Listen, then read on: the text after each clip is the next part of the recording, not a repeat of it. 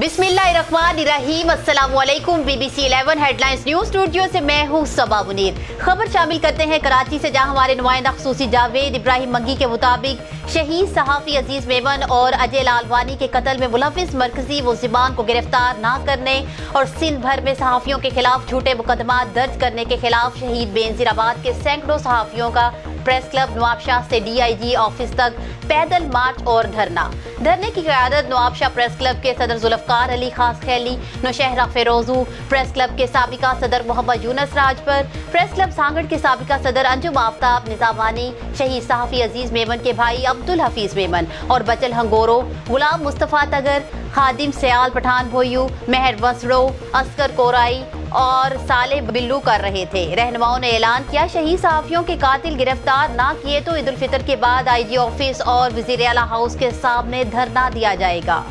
News studio से fill वक्त इतना ही। मज़ीद तफसीलात और अपडेट्स के लिए देखते रहिए BBC 11 हेडलाइंस न्यूज़।